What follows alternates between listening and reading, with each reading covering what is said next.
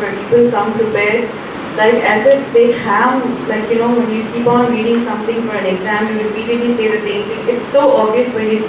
So what we advise is just be yourself and answer honestly.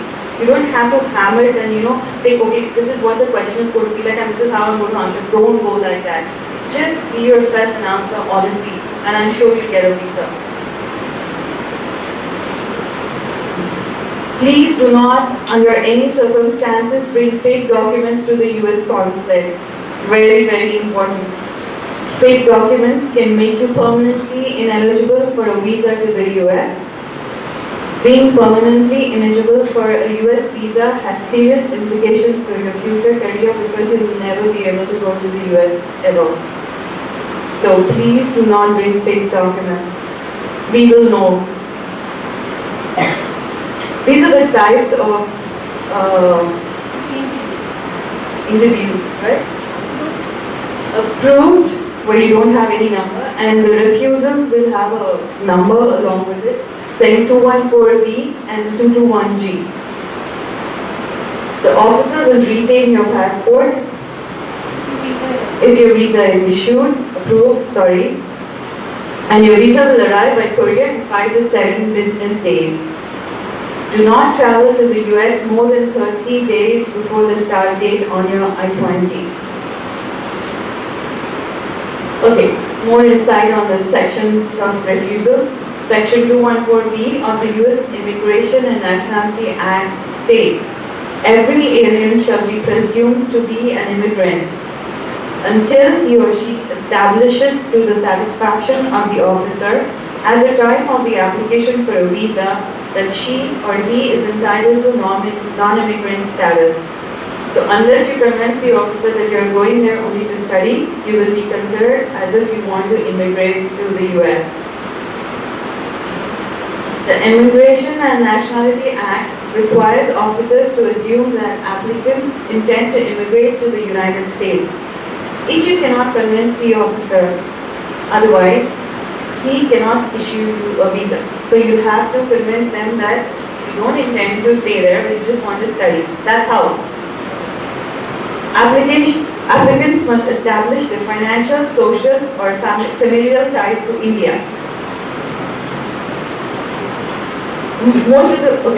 The officer will give the applicant a written explanation of the refusal. The applicant may reapply, however. Application fees must be paid again. Unlikely to qualify unless the applicant can offer new evidence to overcome the previous grounds of refuse.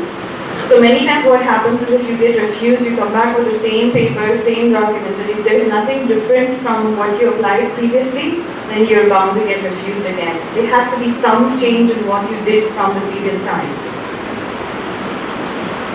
Section 221G. Forbids issuance to anyone whose application is incomplete. You will receive an explanation in writing indicating what additional information is needed. You will not have to pay an application fee a second time if refused under 221G. Frequently applies to students. Administrative processing. It indicates more work needs to be done to determine whether or not the applicant qualifies for the visa. Sometimes what happens is when you apply and the officer does not tell you that, if you've been issued a refuse, so they will say that your application is under further administrative processing, which means they keep your passport sometime, indicates more work needs to be done to determine whether or not the applicant qualifies for the visa. So we get time to review your case, read the form given to you. Usually no new information is needed. Cannot predict how long it will take, so we won't be able to give you an exact time as to when the process will, how long it will take for you to get any kind of information on what the status is on your application. And check the status on the website. Do not call, please. You will be given a number when your case is under administrative processing, and you can log on to that website and put in the number and you will get a status on your application. Regulations to keep in mind. First-time student visa applicants should not apply for their visas more than 120 days before their report date. Anyone traveling for first time on a student visa will not be admitted into the US more than 30 days before the report date. And like I said, our website, any information, please go to Bureau of Consular Affairs on travel.state.gov, visa services, hyderabad.usconsulate.gov for the US India Education Foundation, VFS, DHS and ICE website. You will find this on our website. And any more information, please log on to www.america.gov, hyderabad.usconsulate.gov, educationusa, at .state.gov, and namastestudyusa.com. Okay, services by USIEF, free services. Inquiries in person by mail, email and phone. US University Fairs. Paid services are membership, which is annual. Special seminars, counseling sessions and computer usage. Pre-departure orientation, which is very important for students going there.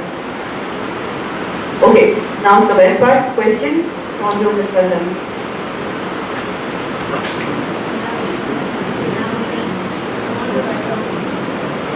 Yeah, please, if you want to note it down, you can.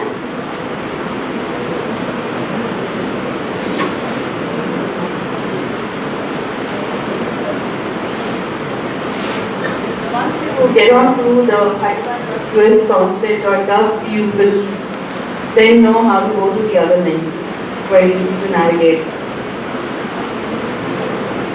So questions, anyone? Please feel free to ask now. Did you understand what I just said? No? Yes or no? I can go through this again if you want. Please don't feel shy. I'm telling you, this is an opportunity for you to actually clear all your doubts. Don't hesitate. No question is silly question. So you can ask. Even I didn't know many things until I joined the concept, so please feel free to ask us anything you want. Maybe you'll be more comfortable. I think it's a wonderful presentation. Let's give them a big hand. It's one of the rarest of the rare presentations. In this part of the country, usually we don't have such presentations. The first of its kind, we are very thankful to you all, madam, for coming and having this presentation. Now, you can ask your questions. The floor is open now. You can ask any questions. This mic will be reached to the person who wants to ask a question.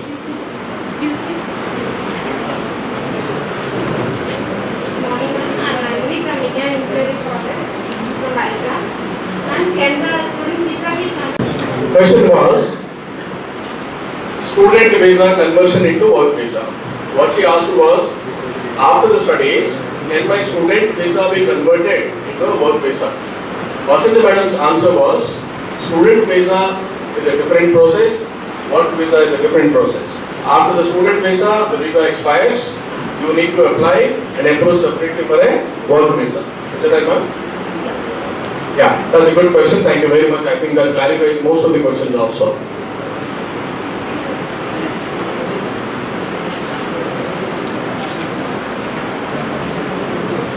Good afternoon, ma'am. I am Manasvi from EC of Vietnam. And my question is, we are having just limited time, that is 3 minutes, for a visa interview. And many genuine students, and there are more rejections, more of the rejections. And many genuine students can't express themselves completely in those 3 to 5 minutes. Can it be more exhaustive, or the time can we ask them to increase the time? Or are there any changes? Schedule so many appointments that we do not have 15 minutes for each applicant. That's one of the things. But you think that you are not, don't think that you carried one slide full of documents and then it was not looked on. Just like we said earlier in our presentation, it is not based on documents. It is based on the personal interview. Okay? We're not here